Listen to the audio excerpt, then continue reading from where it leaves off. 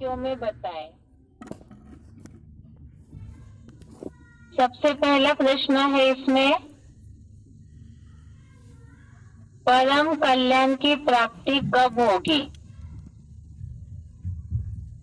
परम कल्याण की प्राप्ति कब होगी? इसका उत्तर है, एक दूसरे को तृप्त करते हुए सहयोग द्वारा परम कल्याण की प्राप्ति होगी।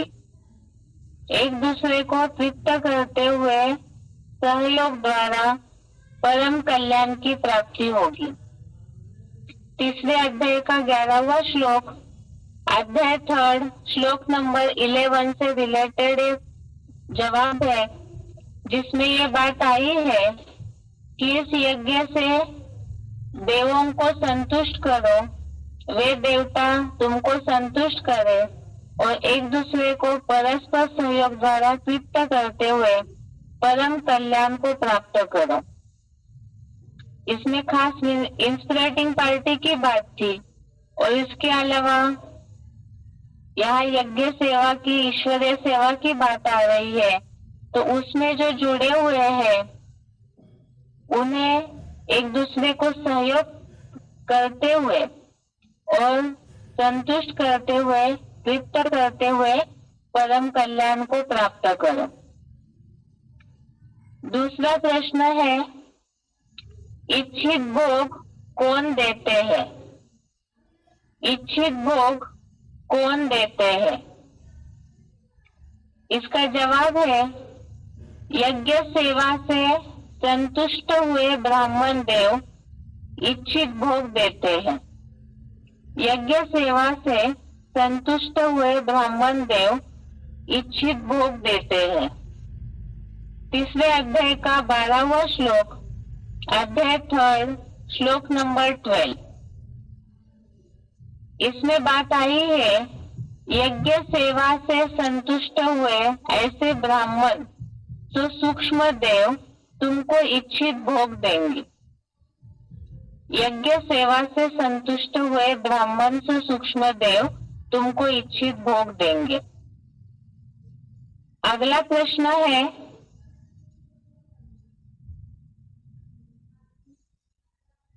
संगम युग में पाप मुक्ति का रास्ता गीता श्लोक और मुरली के आधार से बताएं। संगम युग में पाप मुक्ति का रास्ता गीता श्लोक और मुरली के आधार से बताएं। इसका उत्तर है, यज्ञ सेवा से बचे हुए को खाने वाले संत पुरुष पाप से मुक्त होते हैं। यज्ञ सेवा से बचे हुए को खाने वाले संत पुरुष पाप से मुक्त होते हैं। ये तीसरे अध्याय का 13वां श्लोक है, अध्याय 3 श्लोक नंबर 13। इसमें यह बात आई है भावार्थ में, रुद्र ज्ञान यज्ञ सेवा से बचे हुए को खाने वाले परमार्थी संत पुरुष सब पापों से यहाँ ही मुक्त हो जाते हैं। रुद्र ज्ञान यज्ञ सेवा से बचे हुए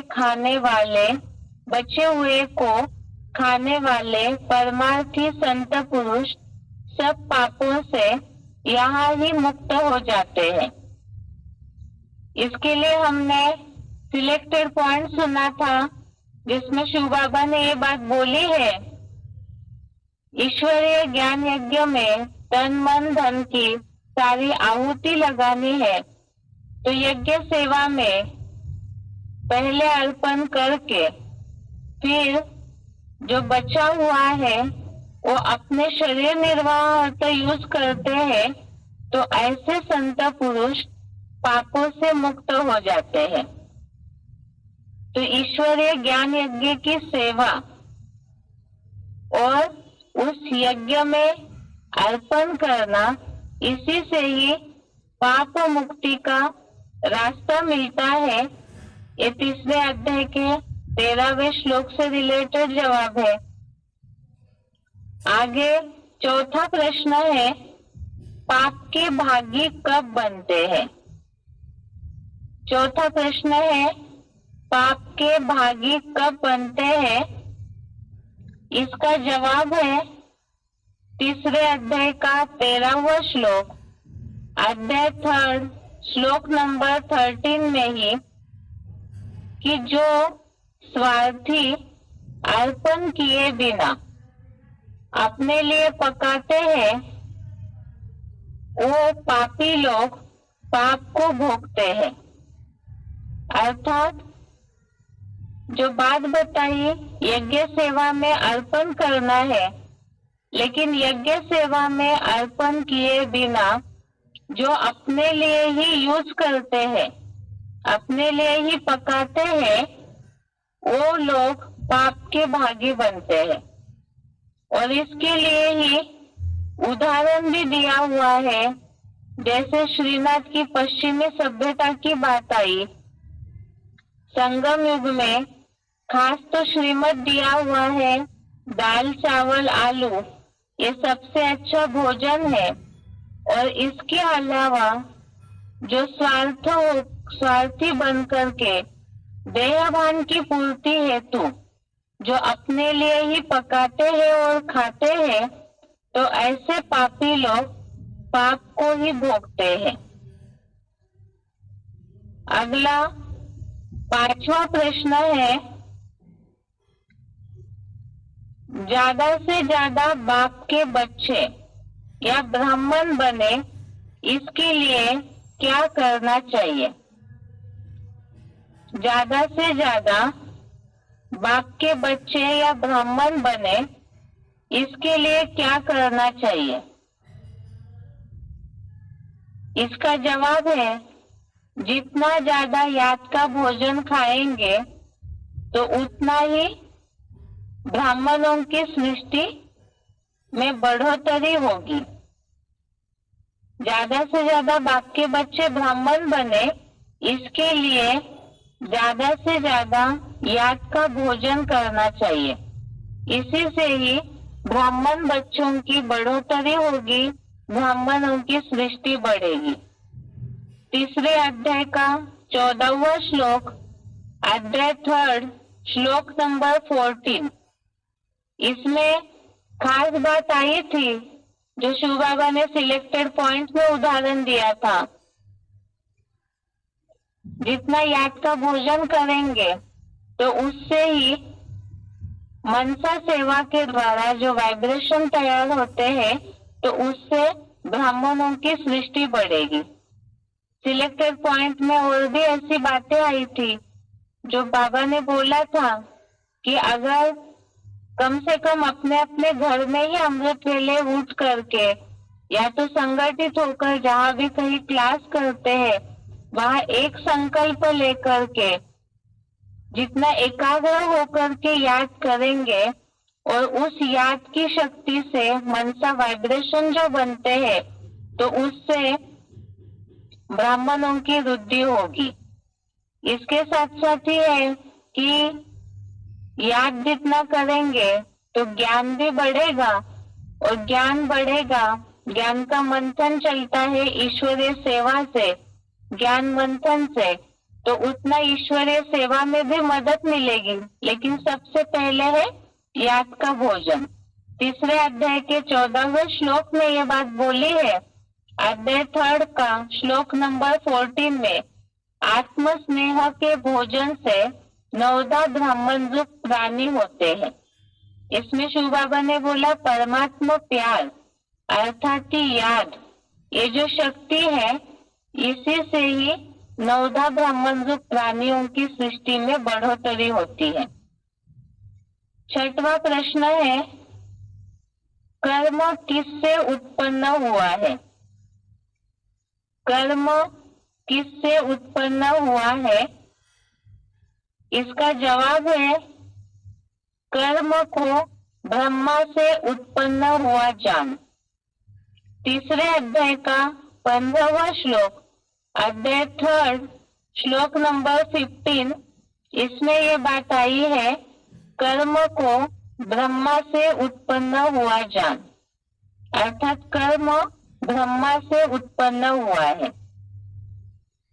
आगे का प्रश्न है 7वां, गीता में कर्म कितने प्रकार के बताए हैं? गीता में कर्म कितने प्रकार के बताए हैं? तीसरे अध्याय का 15वां श्लोक, अध्याय 3 श्लोक नंबर 15, इसमें ही ये बात आई है।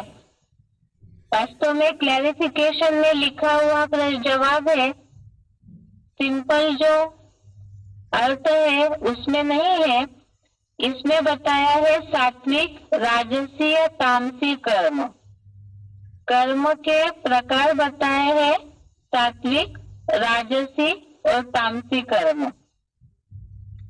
अगला प्रश्न है 8वां, गीता अनुसार चोर किन्हें बोला है? गीता अनुसार चोर किन्हें बोला है? तीसरे अध्याय का 12वां श्लोक, अध्याय 3 श्लोक नंबर 12, इसमें ये बात आई है कि यज्ञ सेवा से जो संतुष्ट हुए ब्राह्मण देव है वे तुम्हें इच्छित भोग देंगे और उनके द्वारा जो सूक्ष्म पराशक्ति से दिए हुए हैं भोग, उन्हें अर्पण किए बिना जो ब्राह्मण या ब्रह्मपुत्र अलबेला बनकर भोगता है वह चोर ही है। यज्ञ सेवा से संतुष्ट हुए ब्राह्मण तो सूक्ष्म देव तुमको इच्छित भोग देंगे, उनके द्वारा सूक्ष्म पराशक्ति से दिए हुए सर्वेंद्रियों के भोग उन्हें अर्पण किए बिना जो ब्राह्मण या ब्रह्मपुत्र अलवेला बनकर भोगता है वह चोर ही है। इसमें बताया चोर किन्हें कहा जाता है।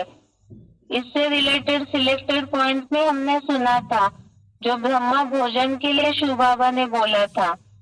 बाकी इसके साथ यहाँ तो खास बात है कि जो प्राप्ति हो रही है उसे जो अर्पण किए बिना भोगता है वह चोरी है।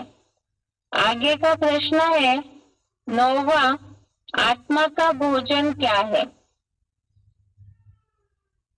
आत्मा का भोजन क्या है?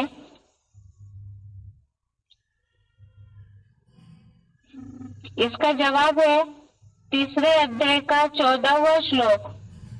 इसमें अभी भी हमने एक जवाब सुना था, वास्तव में याद ही आत्मा का भोजन है। और वो भोजन तैयार कैसे होता है ये तीसरे अध्याय के 14वें श्लोक में आगे बताया। अध्याय 3 का श्लोक नंबर 14 में ये बात बताई कि योग युक्त स्थिति द्वारा आत्मिक भोजन होता है। और वो भोजन कैसे होता है? ज्ञान वर्षा से।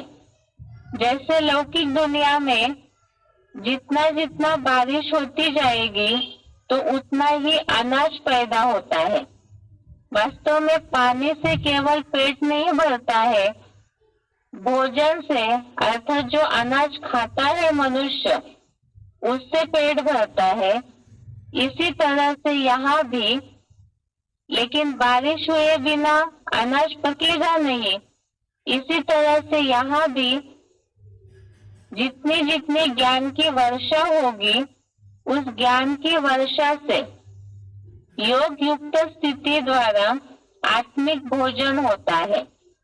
वास्तव में इन बातों को हमने पहले भी समझा है। जो शिव बाबा ने बोला है, सांख्य योगो पृथक बाला प्रवदंती न पंडिता, ज्ञान और योग को अलग अलग नहीं समझना है।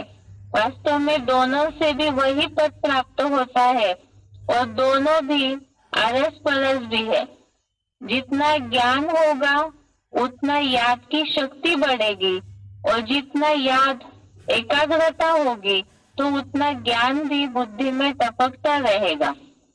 बाकी यहाँ ज्ञान अर्थात समझ, बाप की पहचान जितनी होगी तो उतना ही एकाग्रता से और अच्छी रीति से शिव बाबा को याद कर पाएंगे, और जितना याद का भोजन करेंगे तो उसी आधार से ब्राह्मणों की सृष्टि की बढ़ोतरी भी होती है।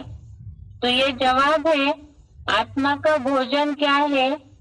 योग युक्त स्थिति, याद ही आत्मा का भोजन है।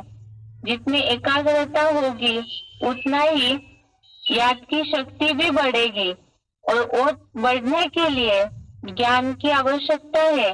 तो ज्ञान वर्षा से योग युक्त स्थिति द्वारा आत्मिक भोजन होता है। अगला प्रश्न है,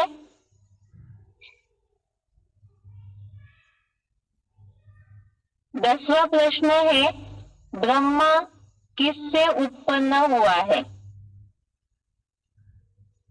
ब्रह्मा किससे उत्पन्न हुआ है?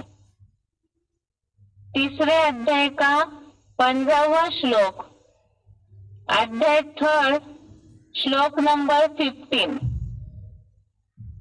इसमें बात आई है, पहला जवाब तो हमने समझा,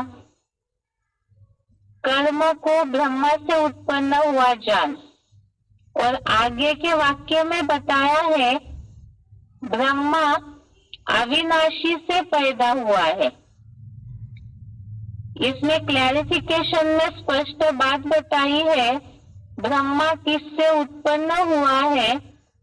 इसका जवाब बताया है, अधोमुखी ब्रह्मा अविनाशी अव्यक्त स्थिति वाले परम ब्रह्म से पैदा हुआ है। अधोमुखी ब्रह्मा अविनाशी अव्यक्त स्थिति वाले परम ब्रह्म से पैदा हुआ है।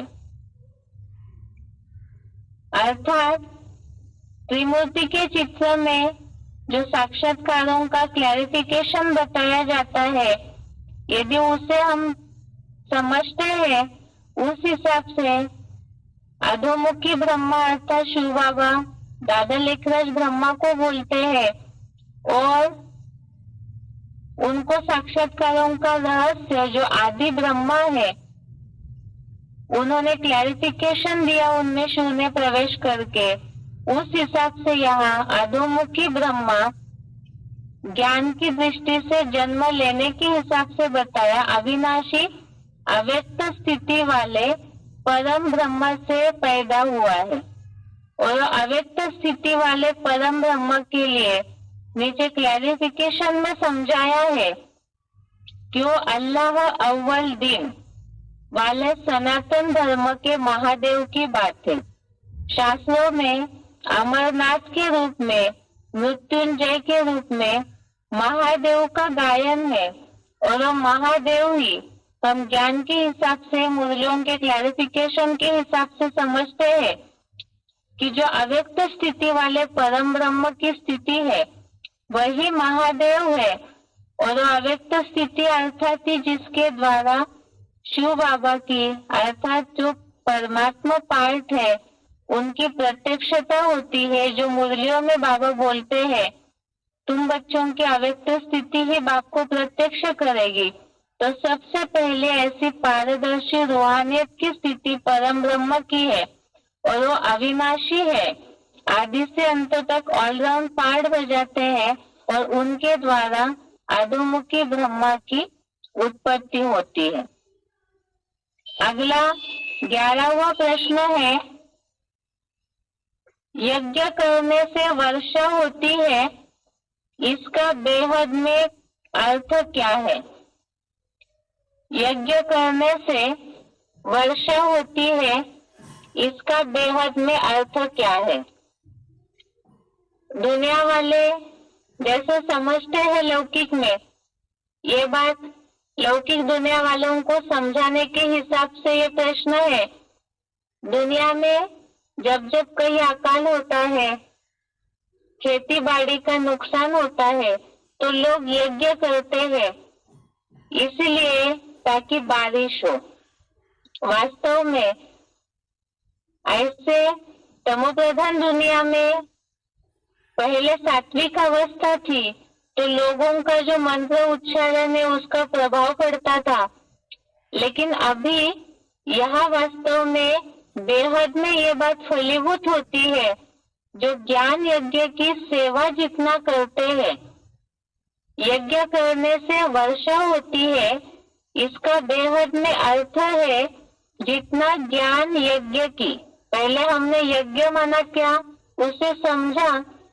पहले पिछले हफ्ते के जो श्लोक चल रहे थे उसमें एक पॉइंट आया था, वास्तव में ईश्वरीय ज्ञान, यही ईश्वरीय ज्ञान यज्ञ है और इस ज्ञान यज्ञ की ज्ञान के द्वारा सेवा करना वही मुख्य यज्ञ सेवा है।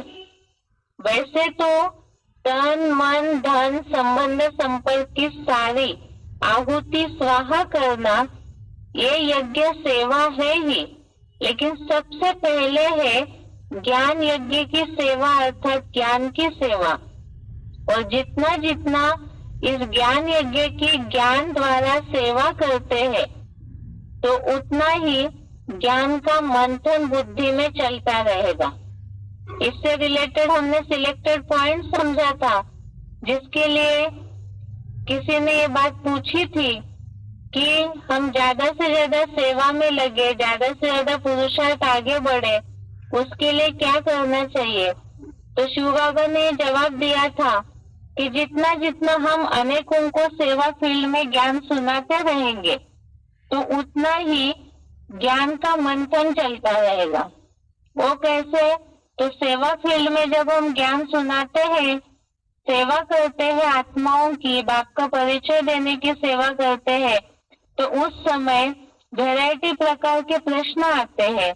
जब उन प्रश्नों का हम सही रीति जवाब नहीं दे पाते तो बुद्धि में आता है कि इसका क्या जवाब है, हम तो जवाब नहीं दे पाए।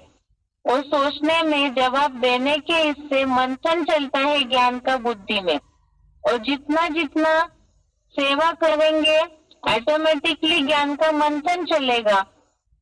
और ऐसा ज्ञान मंथन अर्थात ज्ञान के नए नए पॉइंट्स बुद्धि में टपकते रहेंगे तो वो ज्ञान की वर्षा है। और ऐसी जितनी ज्ञान की बारिश होती रहेगी तो उतना ही इससे कनेक्टेड बात बताई कि याद की स्थिति बढ़ेगी। एक तो जितना याद की स्थिति बढ़ती है उतना ज्ञान की बातें टपकेगी। और इससे भी खास बात बताई, जितना यज्ञ सेवा करेंगे तो इसमें मुख्य सेवा है ज्ञान सुनाना, ईश्वरीय ज्ञान का, परमात्मा पाठ का, साकार में आए हुए शिव बाबा का अनेकों को परिचय देना, यही सबसे पहली ज्ञान यज्ञ की सेवा है। और जितना ऐसा यज्ञ करेंगे अर्थात इस यज्ञ में जितना मदद करेंगे, लौकिक दुनिया वाले तो भौतिक पदार्थों की आहुति डालते हैं, स्वाहा स्वाहा केवल बोलने मात्र से ही सब कुछ स्वाहा नहीं होता है। यहाँ बात है जितना अपनी तन मन धन की अपनी क्षमता अनुसार पूरी बाजी लगाते हैं तो उतना ही उसके साथ साथ मुख्य है ज्ञान की सेवा।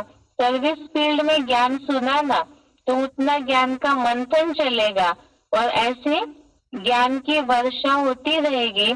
यही यज्ञ करने से वर्षा होती है, इसका बेहद में अर्थ है। और जितना ज्ञान का मंथन चलता रहेगा तो ज्ञान मंथन ही आकारी स्टेज है, मनन चिंतन मंथन की स्टेज ही आकारी स्टेज है। और जितना ऐसी आकारी स्टेज बनेगी तो उससे ही धीरे धीरे ऊपर उठ के एकाग्रता की निराकारी स्टेज तक भी पहुंचेंगे, तो उससे ही सूक्ष्म स्थिति तक भी पहुंचेंगे। आगे का प्रश्न है 12वां, यज्ञ में सर्वगामी कौन है? यज्ञ में सर्वगामी कौन है? तीसरे अध्याय का 15वां श्लोक, अध्याय 3 का श्लोक नंबर 15। इसमें बताया है ज्ञान यज्ञ में सर्वगामी ब्रह्मा सर्वदा उपस्थित है। यज्ञ में सर्वगामी अर्थात सर्वस्व जहाँ जिनकी उपस्थिति है तो वो है ब्रह्मा। अब ये कौन से ब्रह्मा है, किनके लिए ये बात बोली हुई है, इसे स्पष्टीकरण में क्लैरिफिकेशन में बताया है श्लोक के भावार्थों में।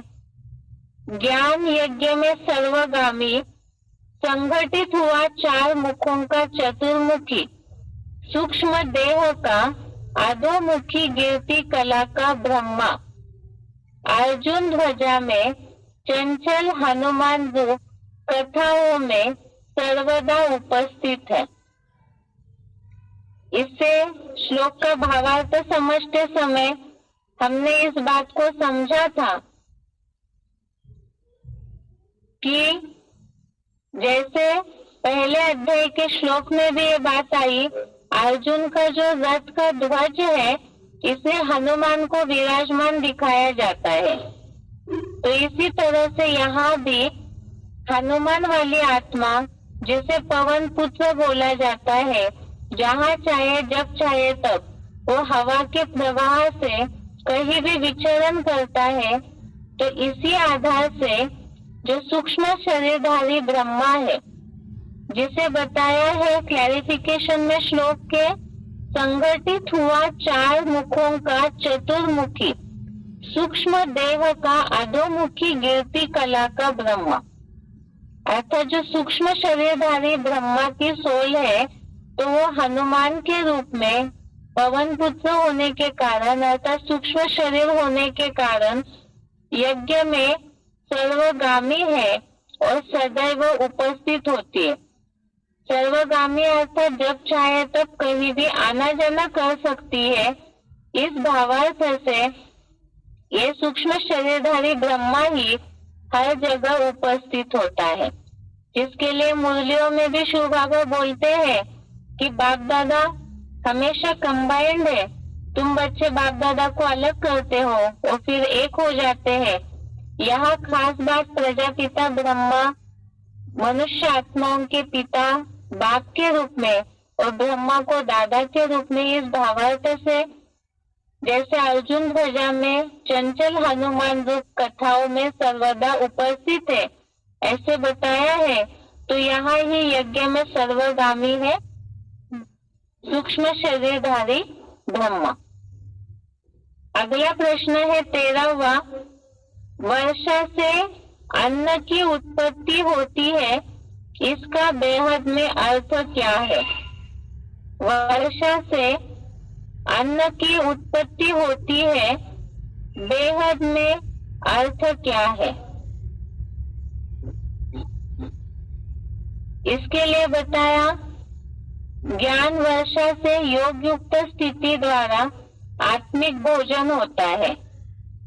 अभी अभी हमने इस बात को समझा है कि जितना ज्ञान की सेवा करेंगे, सर्विस फील्ड में जितना अनेकों को ज्ञान सुनाएंगे, तो उसी आधार से ज्ञान का मंथन चलेगा।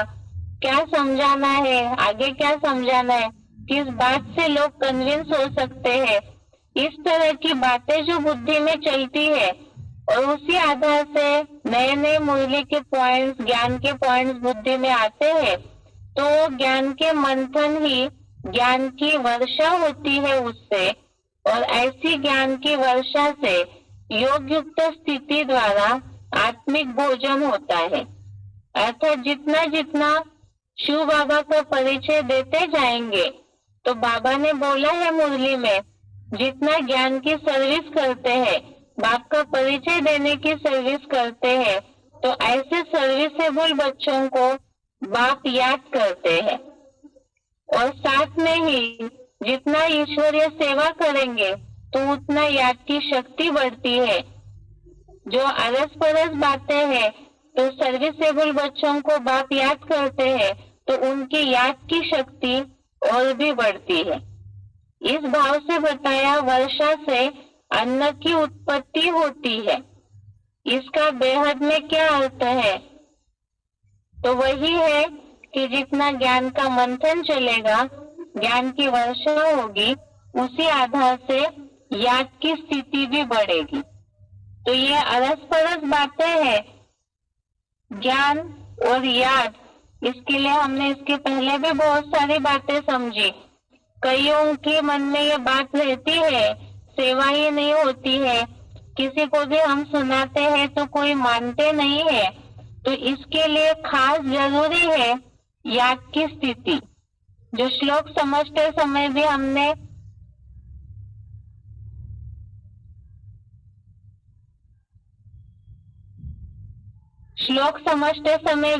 इस बात को समझा था कि वास्तव में जैसे दुनिया में भी कहीं भी खेती करते हैं लोग, तो पहले उस धरती को उपजाऊ करते हैं।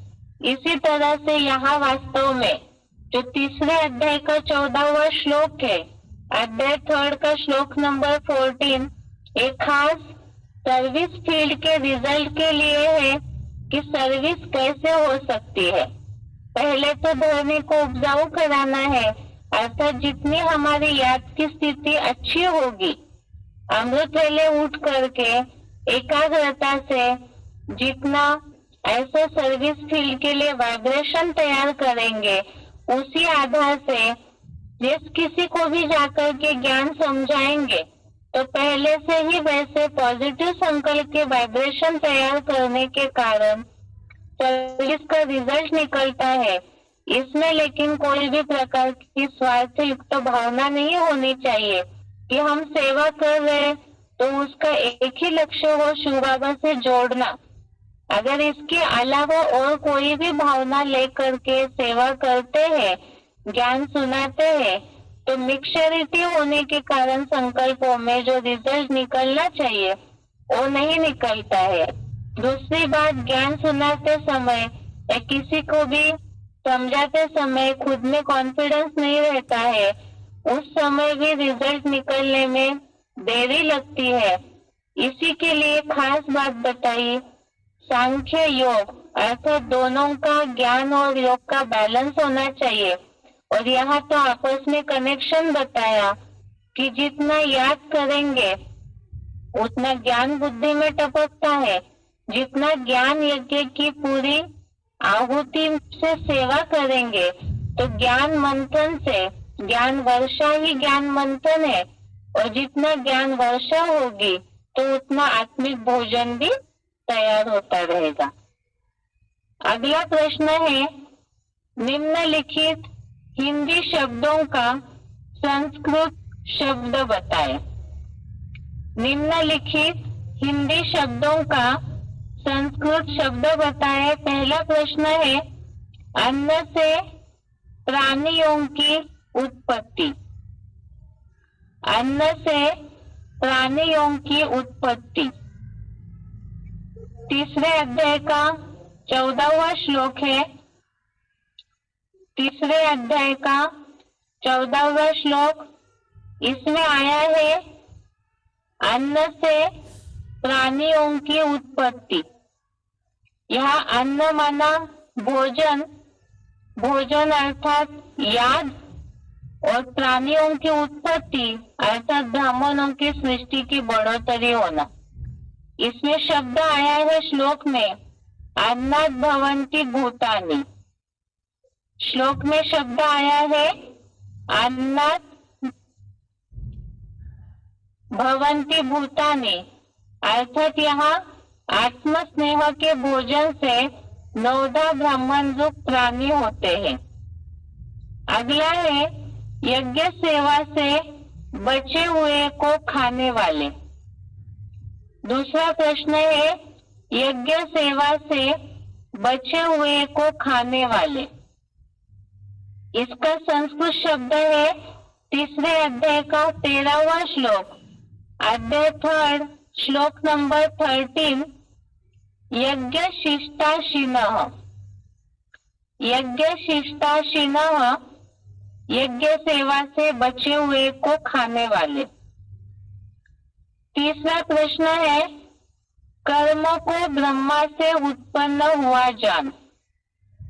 कर्म को ब्रह्मा से उत्पन्न हुआ जान। तीसरे अध्याय का 15वां श्लोक, अध्याय 3 श्लोक नंबर 15। इसमें बात आई है कर्म ब्रह्मोद्भवम विद्धि। कर्म को ब्रह्मा से उत्पन्न हुआ जान, कर्म ब्रह्मोद्भवम विद्धि। अगला प्रश्न है चौथा, इंद्रिय सुखों में मग्न। चौथा प्रश्न है इंद्रिय सुखों में मग्न।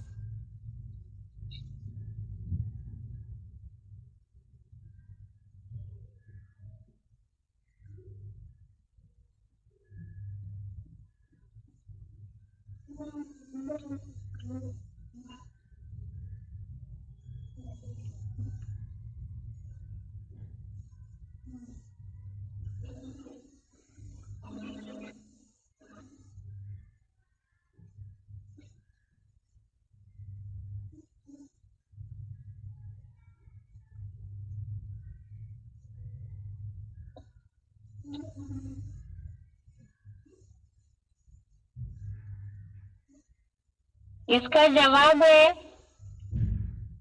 इंद्रिया राम।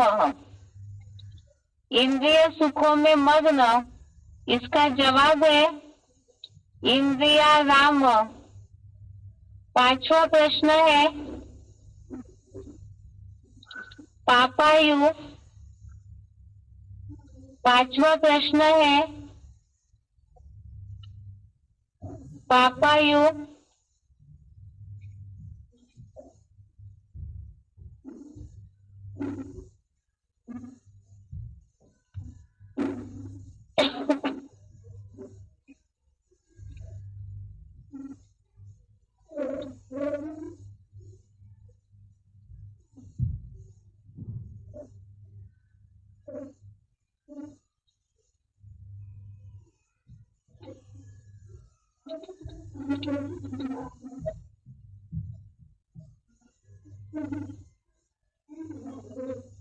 इसका जवाब है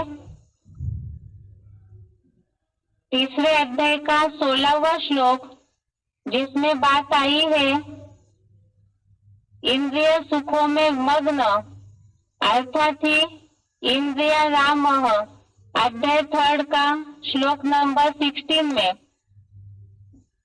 अगला है पांचवा पापायु। इसका जवाब है अघायु। तीसरे अध्याय का ये 16 नंबर श्लोक, पापायु, इसका संस्कृत शब्द है अघायु। अगला प्रश्न है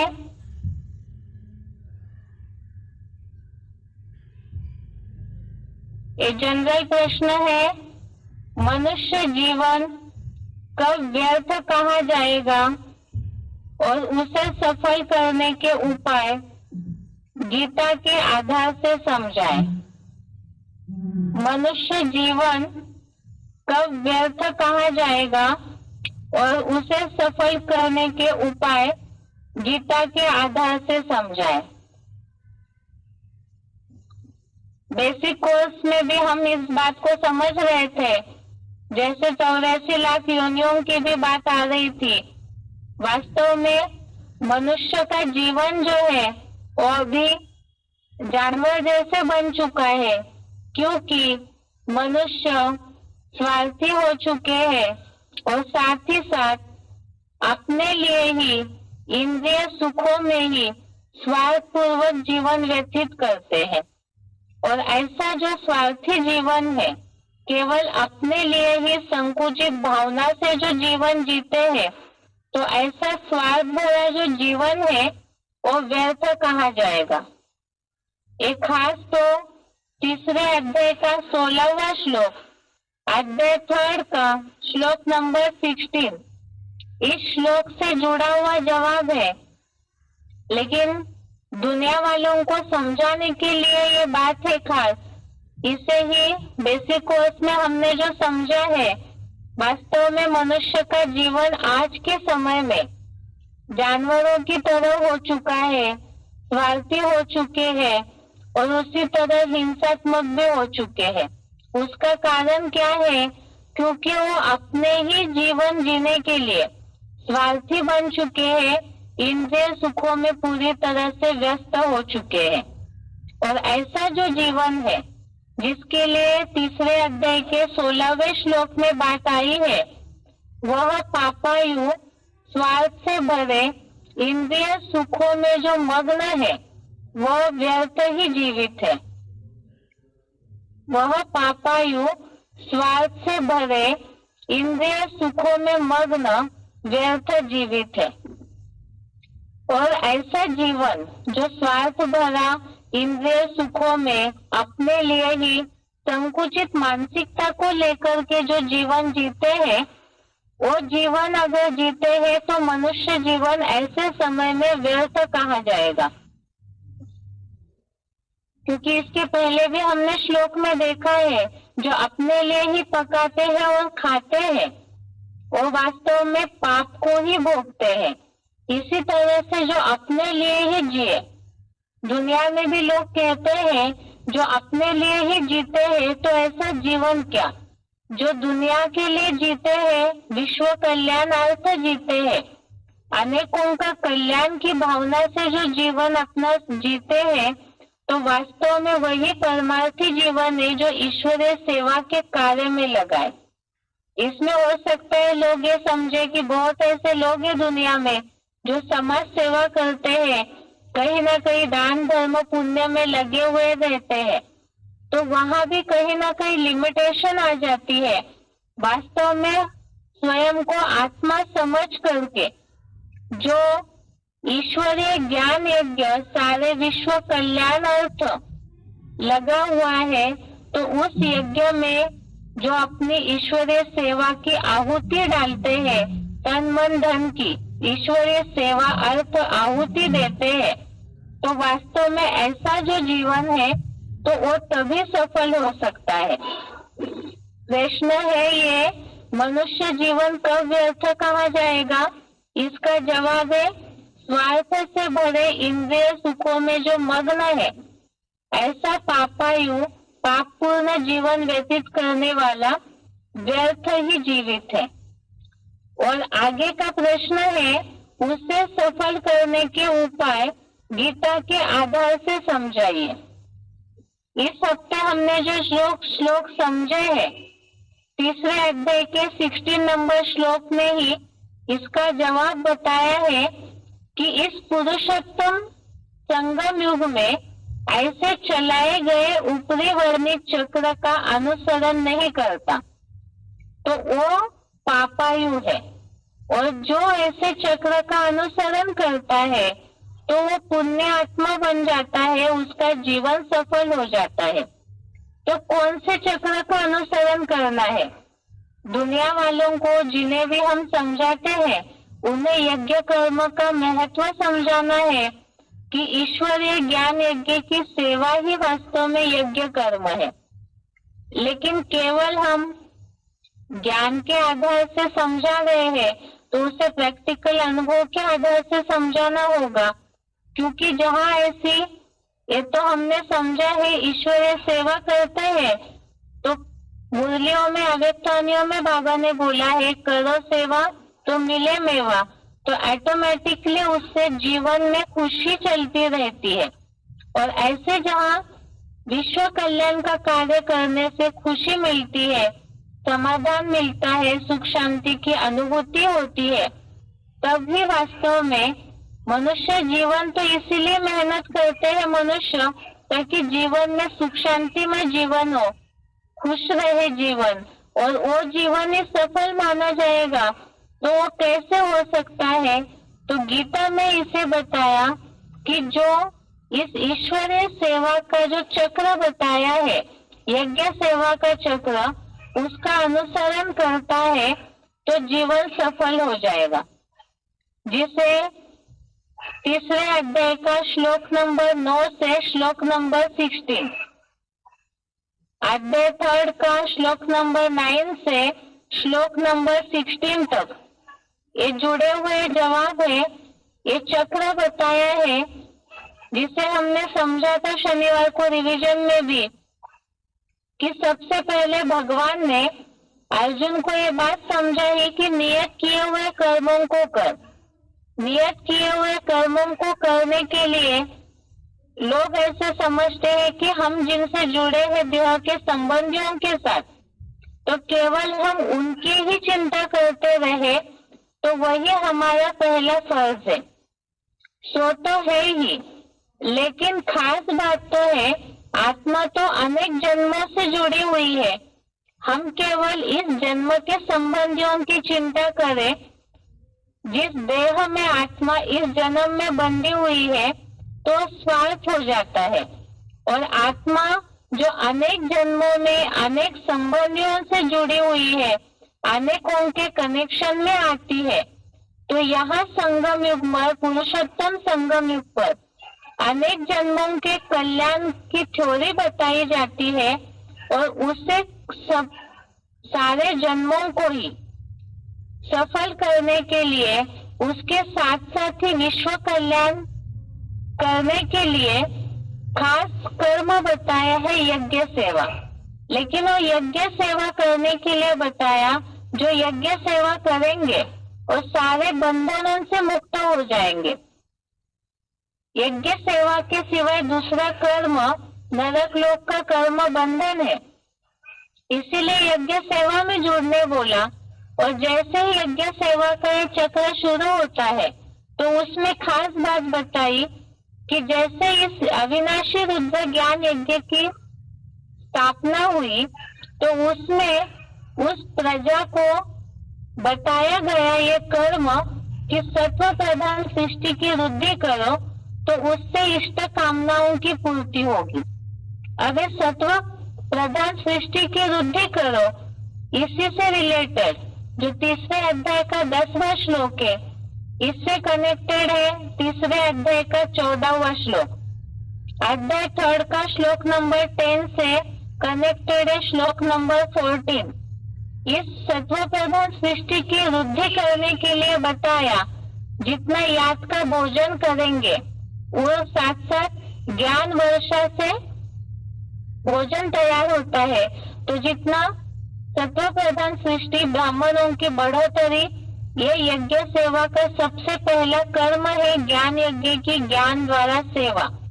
उसे करने के लिए ही ज्ञान वर्षा अर्थात ज्ञान मंथन चलेगा और साथ ही साथ उससे याद का भोजन तैयार होगा। अब जब ऐसे ब्राह्मणों की वृद्धि होती है, बढ़ोतरी होती है, और साथ ही साथ इस ब्राह्मणों से जो भी अलग अलग जुड़े हुए हैं आत्माएं, जिसके लिए तीसरे अध्याय का 11वां श्लोक, अध्याय 3 का श्लोक नंबर 11 में बात बताई कि ऐसे जो ब्राह्मण देव है, ब्राह्मण सब पावन शरीरी देवों को संतुष्ट करो। अब ब्राह्मणों की सृष्टि तो बढ़ गई, ब्राह्मणों का संगठन बढ़ गया, लेकिन आपस में मतभेद से ये संगठन बिखर सकता है। इसीलिए यहाँ इस कर्म में खास बात बताई कि ऐसे जो ब्राह्मण है उन पावन देवों को संतुष्ट करो। इसमें तो खास बात बताई इंस्पिरेटिंग पार्टी की, जो सूक्ष्म शरीरधारी आत्माएं हैं, खास इंस्पिरेटिंग पार्टी उमंग उत्साह देने वाले, तो उन्हें संतुष्ट करने बोला है। तो हिम्मत का कदम रख के ईश्वरीय सेवा में जितने मददगार बनेंगे तो उतना ही इंस्पिरेटिंग पार्टी वालों को भी ईश्वरीय सेवा का चांस मिलेगा। और साथ साथ एक दूसरे को परस्पर सहयोग द्वारा तृप्त करते हुए, अब संगठन बढ़ा तो सबसे पहली बात संतुष्टता और दूसरी बात बताइए एक दूसरे का परस्पर सहयोग करते हुए तृप्त करना। ये श्लोक तो खास इंस्पिरेटिंग पार्टी के लिए है, लेकिन उसके अलावा और भी तो ब्राह्मण जो इस शरीर से जुड़े हुए हैं, तो ऐसे ब्राह्मणों को भी हमें, क्योंकि इंस्पिरेटिंग पार्टी तो सभी में ही नंबरवार उमंग उत्साह देने का कार्य करती है, तो साथ में जो ब्राह्मण जुड़े हुए हैं, जितना योगी तो सहयोगी, तो सहयोग द्वारा तृप्त करेंगे, तो परम कल्याण की अवस्था को प्राप्त करेंगे। और इसमें खास बात बताई क्या, जैसे पहले श्लोक में बताया दैहिक आसक्ति छोड़कर ईश्वरीय सेवा करनी है, और दूसरी बात बताई कि ये जो ब्राह्मण देव है तुम्हें इच्छित भोग देंगे और उनके द्वारा दिए हुए भोगों को उन्हें अर्पण किए बिना जो भोगते हैं वो चोर है। एक तो दैहिक आसक्ति छोड़ना है, दूसरी बात बताई कि यज्ञ की चोरी की बात बताई कि जो भी भोग मिलते हैं वो अर्पण किए बिना अगर खाते हैं, अलबेला बनकर भोगते हैं तो वो चोर है। अगली बात बताई इस ईश्वरीय सेवा में ज्ञान यज्ञ की ज्ञान द्वारा सेवा तो करनी ही है, लेकिन केवल ज्ञान की सेवा। अब सभी ब्राह्मण तो ज्ञान में तुरंत एक्सपर्ट नहीं होंगे, सबकी नंबरवार जो शिव बाबा मुरली में बोलते हैं यथा योग यथा शक्ति गोदरेज का ताला खुलता जाता है। जितना याद करेंगे उतना ज्ञान मंथन होगा, जितना ज्ञान मंथन होगा उतनी याद होगी, 9 ब्राह्मणों की सृष्टि बढ़ेगी। लेकिन इसमें सभी का अपना अपना हिसाब किताब है, याद की सबकी अपनी स्टेज है। इसीलिए दूसरा एक बात बताई, यज्ञ सेवा से बचे हुए को खाने वाले परमार्थी संत पुरुष सब पापों से यहाँ ही मुक्त हो जाते हैं। इसमें हमने जो बात समझी, शिव बाबा ने जो समझाया था सिलेक्टेड पॉइंट में कि जो भी है कमाते हैं, जो भी ताकत है अपने पास तो यज्ञ सेवा में लगानी है और वो बचा हुआ जो है वो खाना है। इसके साथ साथ ही स्वार्थी जो अर्पण किए बिना अपने लिए पकाते हैं वो पापी लोग पाप को ही भोगते हैं।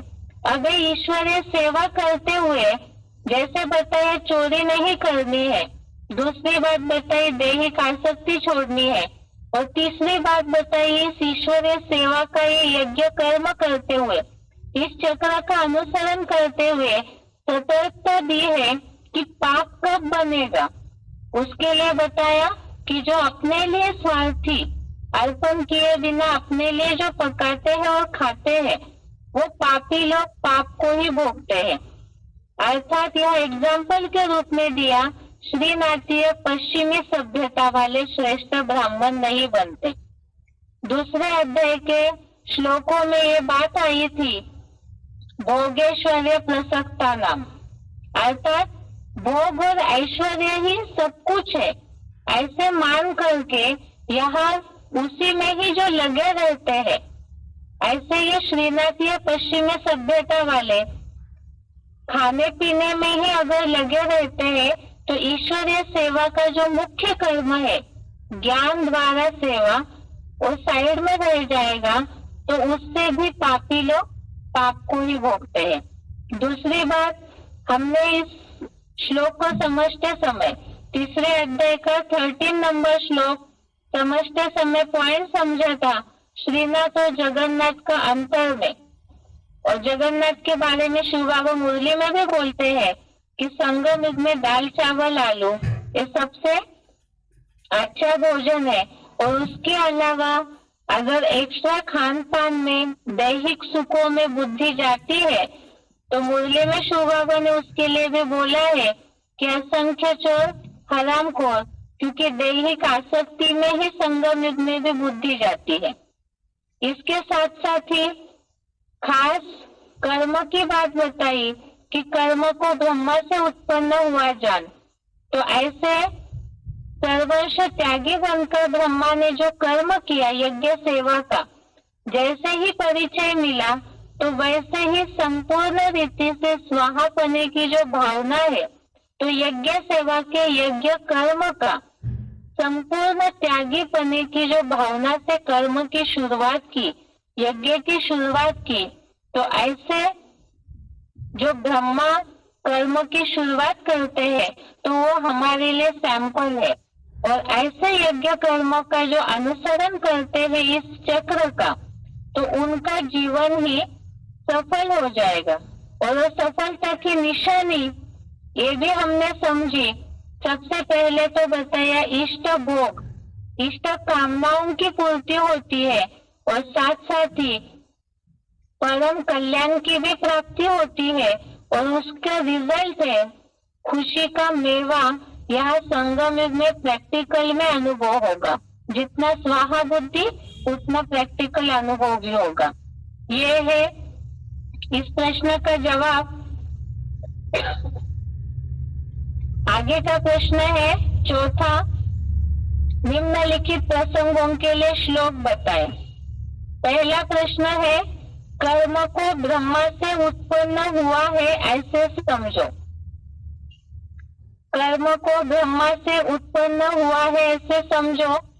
तीसरे अध्याय का 15वां श्लोक, अध्याय 3 श्लोक नंबर 15, कर्म ब्रह्मोद्भवम विद्धि ब्रह्माक्षर समुद्भवम तस्मात् सर्वगतम ब्रह्म नित्यम यज्ञे प्रतिष्ठितम। अर्थात सात्विक, राजसीय, तामसी कर्म को नंबरवार चौमुखी संगठित ब्रह्मा से उत्पन्न हुआ जान। अधोमुखी ब्रह्मा अविनाशी अव्यक्त स्थिति वाले परम ब्रह्म से पैदा हुआ है। इसलिए ज्ञान यज्ञ में सर्वगामी संगठित हुआ चार मुखों का चतुर्मुखी सूक्ष्म देह का अधोमुखी गिरती कला का ब्रह्मा अर्जुन ध्वजा में चंचल हनुमान दुख कथाओं में सर्वदा उपस्थित है। दूसरा प्रश्न है ज्ञान मंथन से,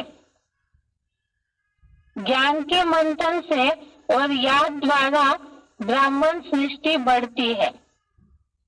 तीसरे अध्याय का 14वां श्लोक, अध्याय 3 श्लोक नंबर 14, ज्ञान के मंथन से और याद द्वारा ब्राह्मण सृष्टि बढ़ती है। श्लोक है अन्नात् भवन्ति भूतानि पर्जन्यात् अन्न संभव यज्ञात् भवति पर्जन्यो यज्ञः कर्म समुद्भव। अर्थात आत्मस्नेह के भोजन से नौदा ब्राह्मण जो प्राणी होते हैं, ज्ञान वर्षा से योग युक्त स्थिति द्वारा आत्मिक भोजन होता है, यज्ञ सेवा से ज्ञान मंथन द्वारा ज्ञान वर्षा होती है। ब्राह्मणों द्वारा किए गए वैसे ही फलित कर्म से अविनाशी रुद्र यज्ञ उत्पन्न हुआ है। अगला प्रश्न है यज्ञ सेवा फर्स्ट, नहीं तो स्वार्थी बनने से पाप के भागी बनेंगे। यज्ञ सेवा फर्स्ट, नहीं तो स्वार्थी बनने से पाप के भागी बनेंगे। तीसरे अध्याय का 13 नंबर श्लोक, अध्याय 3 श्लोक नंबर 13, यज्ञ शिष्टा शिनः संतो मुच्यन्ते सर्व किल्बिषः भुंजते ते त्वगम पापा ये पचन्ति आत्म कारणात्। अर्थात ज्ञान रुद्र ज्ञान यज्ञ सेवा से बचे हुए को खाने वाले परमार्थी संत पुरुष सब पापों से यहाँ ही मुक्त हो जाते हैं। जो स्वार्थी अर्पण किए बिना अपने लिए पकाते हैं वे श्रीनाथीय पश्चिमी सभ्यता वाले तो श्रेष्ठ ब्राह्मण नहीं बनते, वे पापी लोग तो पाप भोगते हैं। अगला प्रश्न है चौथा, सतयुग के पहले जन्म के देवताएं भी स्वर्ग स्थापना में मददगार है। सतयुग के पहले जन्म के देवताएं भी स्वर्ग स्थापना में मददगार है। तीसरे अध्याय का 11वां श्लोक, अध्याय 3 श्लोक नंबर 11,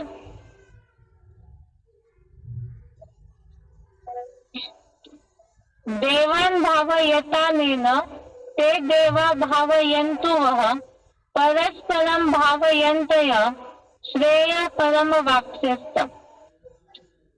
अर्थात इस यज्ञ से 9 कुल के ब्राह्मण तो पावन शरीर देवों को संतुष्ट करो वे देवता तुमको कल्पांत काल में भी सूक्ष्म देह द्वारा इष्ट भोगादि से संतुष्ट करे, ऐसे एक दूसरे को परस्पर सहयोग द्वारा तृप्त करते हुए विष्णु लोकीय परम कल्याण को प्राप्त करो।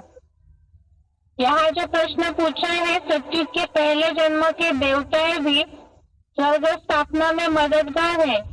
तो पहले वाक्य में जो बात आई है, कल्पांत काल में सूक्ष्म देह द्वारा इष्ट भोगादि से संतुष्ट करे, ऐसे ब्राह्मण देवों को संतुष्ट करो। और परम कल्याण की बात आई, अर्थात यह सत्युग की स्थापना, स्वर्ग की स्थापना, यही परम कल्याण है। पांचवा प्रश्न है, देवों के द्वारा दिए गए भोगों को उनको अर्पण करना है। देवों के द्वारा दिए गए भोगों को उनको अर्पण करना है। तीसरे अध्याय का 12वां श्लोक, अध्याय 3, श्लोक नंबर 12।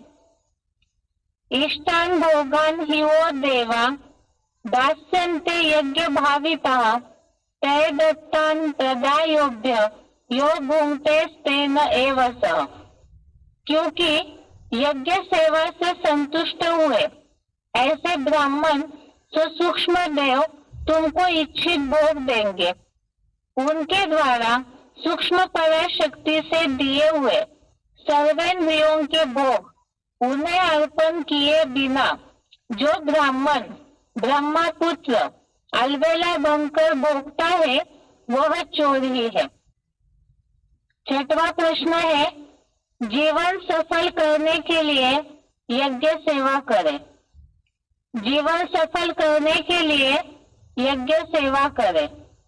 तीसरे अध्याय का 16वां श्लोक, अध्याय 3, श्लोक नंबर 16। एवं प्रवर्तितम चक्रम नानुवर्तयति इह यः अघायु इंद्रिया रामो मोघम पार्थ स जीवति। अर्थात इस पुरुषोत्तम संगम युग में जो ऐसे चलाए गए ऊपरी वर्णित चक्र का अनुसरण नहीं करता, हे पृथा पुत्र, वह पापायु स्वार्थ से भरे इंद्रिय सुखों में मग्न व्यर्थ जीवित है। इसके साथ साथ रविवार को जो श्लोक टेस्ट हुआ है उसका जवाब हो गए पूरे। इसके बाद जो भी भगवत गीता श्लोक क्लास से जुड़े हुए हैं उन सबके लिए एक आवश्यक सूचना है। कल के संगठन में सभी मधुबनों में सभी ने अनाउंसमेंट सुना ही होगा। अनाउंसमेंट में जो बात बताई थी कि अभी से गीता क्लास के लिए भी एक नया ऐप शुरू हुआ है। ये खास सूचना उनके लिए है जो छोटे फोन से अभी तक गीता क्लास से जुड़ नहीं पा रहे थे। तो जो भी अभी स्मार्टफोन से जुड़े हुए हैं भगवत गीता क्लास से, वो जरूर अपने पहचान वालों को जो छोटे फोन से ही गीता क्लास से जुड़ते हैं उन्हें इस बात की जानकारी दे, कल से जो नया नंबर गीता क्लास के लिए शुरू हुआ है, जो अनाउंसमेंट मधुबन में सुनी हुई है, उस आधार से छोटे फोन वालों को यह सूचना दे, उस नंबर की जानकारी अपने मधुबन से ले करके उस क्लास से जुड़े। और कल से अभी तक छोटे फोन वालों का जितने गीता क्लास मिस हुए हैं वो सारे क्लासेस कल से रिपीट किए जाएंगे। सूचना दोबारा, अभी तक छोटे फोन वाले श्लोक क्लास से जुड़ नहीं पा रहे थे, तो जो भी लोग अभी स्मार्टफोन से जुड़े हुए हैं वो अपनी जानकारी वालों को जो छोटे फोन से गीता क्लास से जुड़ते हैं उन्हें इस बात की जानकारी दे, मधुबन में जो नया नंबर बताया गया है किस तरह से छोटे फोन से श्लोक क्लास से जुड़ सकते हैं, तो उस नंबर की जानकारी लेकर कल से श्लोक क्लास से जुड़े जितने भी क्लासेस मिस हुए हैं वो सारे क्लासेस कल से रिपीट किए जाएंगे। आज के लिए गीता क्लास यहाँ पूरा होता है। ओम शांति।